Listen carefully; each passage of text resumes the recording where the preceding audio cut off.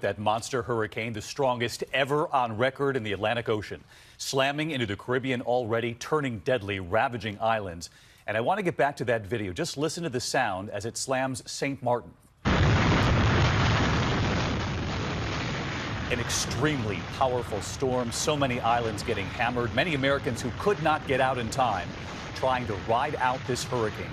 This satellite image tonight shows the eye of this Category 5 storm fully formed there. At this hour, Irma still tracking right toward Florida, but there are several other states now in the possible path. And I want to show you this tonight. This image coming in, that's the eye again, but in the middle there, that is the island of Barbuda.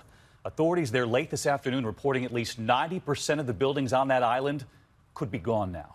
ABC's Lindsay Janis is in the middle of it all. She leads us off tonight. Tonight, Hurricane Irma tearing through the Caribbean, claiming at least 3 lives with ferocious 185-mile-an-hour winds. Irma pummeling the U.S. Virgin Islands, home to more than 90,000 U.S. citizens. It is really ripping right now. In St. Martin, the government says 95% of the island is destroyed, buildings shredded, even the airport damaged. A dangerous wave sweeping this person right off their feet. We tried to stop the water, but it's flooding.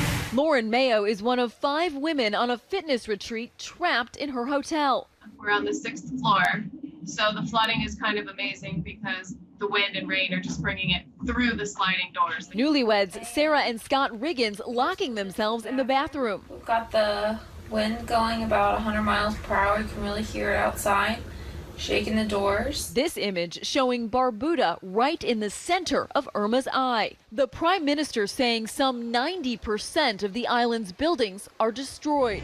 Hurricane hunters inside Irma finding it's the first Atlantic Ocean storm ever to maintain winds of at least 180 miles an hour for this long. It's 10 a.m. here in Puerto Rico, and Hurricane Irma appears to have arrived. We've got some very powerful winds, rain, and surf. San Juan, a ghost town. The governor warning people not to go outside under any circumstances, saying the island has never seen a hurricane like this before. More than 1,000 in shelters. We don't know what's going to happen. It's scary, and I pray for everyone that's out there don't want to leave their homes. And Lindsay Janis joins us from San Juan, Puerto Rico tonight. Lindsay, we can see the effects right there behind you, and more than 500,000 without power there already. Yes, David, the head of the power company says it could be between 4 and 6 months before power is restored to some of those areas. We are being told to expect sustained hurricane-force winds for at least a couple of hours tonight. There's also major concern about storm surge and flash flooding. It's going to be a long night. David? All right, long night indeed. Lindsay Janis and our team there in San Juan, stay safe tonight. And as we told you last night here on the broadcast, we were looking at 2 possible scenarios for Florida. Tonight, a much clearer picture here. The new models are now in, and also North and South Carolina declaring states of emergency. So let's get right to Chief Meteorologist Ginger Z tonight. She's been tracking Irma with us all afternoon in the newsroom. And where is Irma right now? Irma is northeast of San Juan, Puerto Rico by about 50 miles. That center of the eye, which the eye is about 20 miles across, is moving west-northwest at 16. So San Juan, my primary concern for that part, and Puerto Rico, the northeast corner, flash flooding. But now as this moves on, with 185-mile-per-hour winds still, the pressure, David, is actually dropping. So we could still see strengthening yet tonight. That's what's so frightening. Looking at these hurricane warnings, the Turks and Caicos, the southern Bahamas now in them, even Freeport and Nassau into the hurricane watch. Turks and Caicos through the southern Bahamas could see up to 20-foot storm surge. These are islands that only have elevation of a couple of feet. The timing, Thursday into Friday. Friday into Saturday, it's just north of Cuba. Saturday into Sunday, it moves toward Florida. And Sunday afternoon, we have a Category 4 in this scenario sitting over Miami. Storm surge there, heavy rains, incredible power with winds, up to 3. So it stays very strong in this. I want everyone to pay attention to the cone, though, because still looking at Georgia and South Carolina. Additionally, in that cone, in this also, in this scenario. At least 75-mile-per-hour winds, so hurricane-force winds, Lindsay was just talking about it, extend 50 miles on each side. So you're not safe, even if you're away from this. The computer models, as you said, coming together on that east side of Florida. Coming together. So 2 scenarios. We said west side or east side, and tonight we believe it's east side. Here's the spaghetti here. We believe that it's east side, and that would also mean that for Savannah or Charleston, you could have impact early next week, and certainly inland flooding is still a major concern of mine, up through even Asheville. All right, Ginger Z with us again tonight. You'll be with us straight through the whole hurricane. Thank you. Hurricane Irma continues on the move, targeting the entire state of Florida. It is being called a worst-case scenario. Take a look at the storm, hitting Turks and Caicos overnight. So much destruction across the Caribbean already, and it's not the only hurricane in the Atlantic Basin. There are now 3 for the first time in 7 years: Irma, Jose, and Katia. And this morning, we're taking you inside the hurricane. We're talking to a hurricane hunter as he flies through the giant storm, and incredible footage, as you can see right there. So here's what we know. This is the latest. Irma is a powerful Category 4 storm with winds up to 155 miles an hour.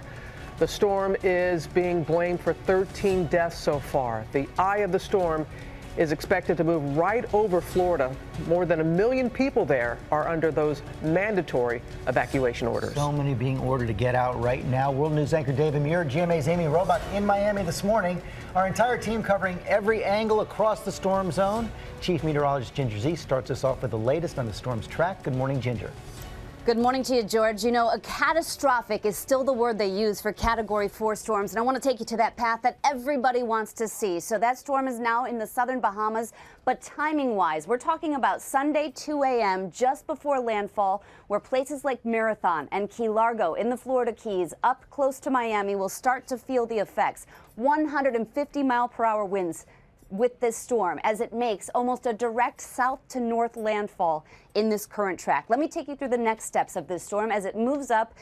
Fort Lauderdale, West Palm Beach, you're on the right side. Hefty storm surge possibilities. Certainly very strong winds of 120 plus. 105 still as it's a Category 2 over Orlando. It moves north then from that point, and that was on Sunday night into Monday morning. By Tuesday early morning, it's in Georgia. It's close to Atlanta. Heavy rains falling with that. And finally, early Wednesday, it'll get picked up with by another disturbance close to Nashville. Most importantly this morning, the storm surge, 5 to 10 feet. That's our first issue, and that includes the Keys from Jupiter Inlet back to Bonita Beach, and then you see that hurricane watch that stretches all the way to Sarasota. That peninsula, Robin, is so thin, the winds are going to spread across much of it. The Atlantic Basin, we start with Harvey, a tropical storm which made its third landfall early this morning, right around 4 a.m. Central Time, just west of Cameron, Louisiana. Winds still at 45 miles per hour, moving north-northeast at 8, picking up on some speed for sure. Those clouds extending into Tennessee. We also see some rain bands there as well. Heaviest rainfall beginning to push through Alabama, also into parts of Georgia, and still some heavy rainfall hanging on around Beaumont. Those rain bands still, of course, escaping, pushing through the New Orleans area, and that's where we find some of the heavier rainfall potential today. On the southern edge of the system, not a whole lot of rainfall. Beginning to see this system lift more to the north and northeast because of this mid-level troughing action. We've been waiting on that to dip down. Also, this high pressure off to our east will help to steer this system to the north and east. So, again, impacts will continue through the end of the week into areas like the Ohio Valley down into Tennessee. Drier air beginning to work its way into Houston, bringing about a break from that heaviest rainfall, but still over portions of eastern Texas like Beaumont, of course, Lake Charles, still seeing that threat of locally heavy rain. And again, that moisture still being funneled in across the Gulf South, including the New Orleans area, also into parts of Alabama. Here's that area of low pressure, a post-tropical system by the weekend, winds of 25 miles per hour as that center of circulation lands right around Kentucky into Ohio. We're still left with those impacts today, including a tornado watch, which was issued until 6 o'clock for the North Shore and coastal Mississippi. That threat for some spin-up tornadoes through this afternoon. Also some water spouts. A few of those could be intense in terms of the tornadoes, maybe with winds of 65 plus miles per hour. We also have some gusty winds along the coast, which is where the tropical storm warning is still in place for Lafourche and Terrebonne parishes, with those wind gusts of 40 plus miles per hour. We're seeing those stronger winds being translated inland, 38 miles per hour at this buoy here, and a buoy report just south of Mississippi and Alabama between 20 and 25 miles per hour. In addition, the wind advisory from Plaquemines into St. Bernard into the metro area, also also towards Livingston Parish for gusts of 25 to 35 plus miles per hour. And yeah, we're seeing some of those sustained winds right now, 15 to 25 miles per hour. But here are the gusts near 40 miles per hour at the lakefront, 30s right here near Galliano and Grand Dow. In addition to the winds, we have the coastal flood advisory. So what happens is you get the onshore flow, and that helps to push some of that water in. So all areas surrounding the lakes and the sounds, of course, have that potential for some coastal flooding. Those tides will be elevated 1 to 2 feet above normal. And of course, rainfall still a concern for us. Rainfall potential of 1 to 3 plus inches in terms of accumulation through Thursday evening. That's when the flash flood watch is expected to expire. So again, 1 to 3 for the New Orleans area through Thursday. And then here's 3 to 6 inches plus potentially for western Louisiana, also for parts of eastern Texas. Now we have our 9th named storm of the season as well. We were watching this one off the coast of Africa, and now we have tropical storm Irma. Winds at 50 miles per hour at the center. Here's the Cabo Verde Islands, so just west of that. Moving west at 13. That generally westerly track will continue through the next several days. And through this time frame, we'll see those lighter winds in the upper levels or that weaker wind shear, which will allow for this system to strengthen likely to Category 1 status by the end of the weekend, to the weekend a little bit stronger by Monday. The National Hurricane Forecast has the system still at a Category 1 with winds of 90 miles per hour. So what you notice is a westerly track and then sort of a dip to the south. I know you see that, of course, heading towards the Leeward Islands. That's because we have an area of high pressure which will steer this system to the west, and eventually that ridge will sort of drop down to the south. So that fold or that cone is certainly extending north towards the Leeward Islands and also pressing as it seems to be making its way closer to the Leeward Islands. So this is something we'll track, of course, through the weekend, several days. Typically when you have a system this far out, roughly 7 to 10 days until it gets closer to the United States. I also want to draw your attention to the Gulf of Mexico into next week. This is actually Saturday, September 2nd. And what we're watching is the potential for an area of low pressure to develop right around the Bay of Campeche. So this takes us through the weekend, and your GFS is in green, the Euro is in yellow, and it does indicate we could have maybe a broad area of low pressure developing around the Bay of Campeche. And right now it looks like this will pull more to the north. So what it means is we could have some enhanced rainfall into the middle of next week, likely Tuesday or Wednesday. That's something we'll keep a close eye on into next week as well. No surprise, things are ramping up for us this hurricane season. The climatological peak is September 10th, but again, under that bell curve, we see that ramping up between August and also through September. A drop-off happens mainly towards October and November. That's your latest forecast for the tropics and the Atlantic basin, including the Gulf, Caribbean Sea, and the Atlantic Ocean. Make sure you tune in for more at WDSU.com.